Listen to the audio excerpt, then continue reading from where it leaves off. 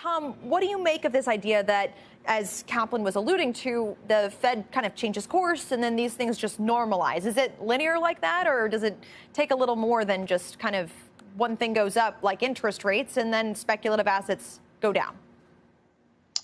I mean, we're in an extraordinary period because the Fed has been so accommodative, and I think investors have really benefited from this long enough that taking away the accommodation and tapering is going to be a huge adjustment. So I don't think anything's going to be linear, and I think there is going to be a lot of market adjustments that take place once markets begin to realize tapering's taking place. So it could be very painful in some areas of the market, yes.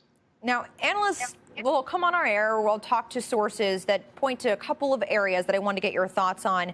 They point to things like the meme stock activity. They'll point to SPACs, to NFTs, non-fungible tokens, to crypto as evidence of kind of these pockets of excess in terms of what they've been seeing with regard to price activity. How do you kind of assess these various areas and those that are more sensitive to monetary policy?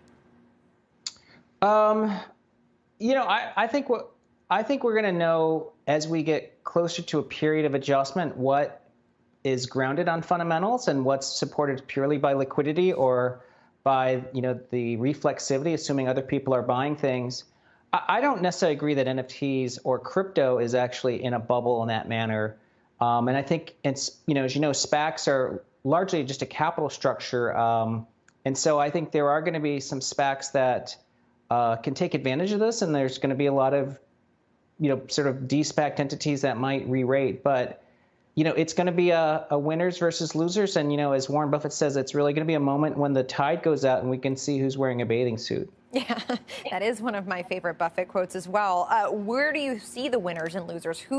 What types of companies can be opportunistic here? Well, I think there's a lot of things that have changed since the start of the pandemic. One is that there are a lot of businesses that have fundamentally drastically reduced cost, and that benefit is going to be decades of re-engineering, right? Over 18 months, they had a chance to really take a look at their operations and cut costs, and I think a lot of S&P 500 companies fall into that category. But even in places like leisure and theme parks, like a Six Flags, these companies have done a great job of really rethinking how they serve and delight customers. So it's not as easy to say the whole market should have a drastic adjustment. And then I think there's really a demand story out there. I think there's a lot of pent up demand, and we are seeing things where more investments coming, whether it's people moving to the suburbs or supply chains moving to America. These are really big structural changes, and maybe they hurt companies outside the U.S. So I think it's a really important question, once accommodation sort of starts to come off. But I do think it's not something to say that the entire stock market will, have the rug pulled out from under it. Interesting. So what do you think is going to happen with the broader stock market? As you listen to Fed officials speak this week, Chair Jay Powell speak today, have you changed your assessment for what the stock market looks like moving forward? I think the stock market in 12 months is in great shape because we're in the midst of an expansion, and there's a lot of pent-up demand, and there's, for the first time in a long time, real demand growth. But it would be incorrect to say stocks will sail through a Fed tapering easily. I think everyone should brace for a period of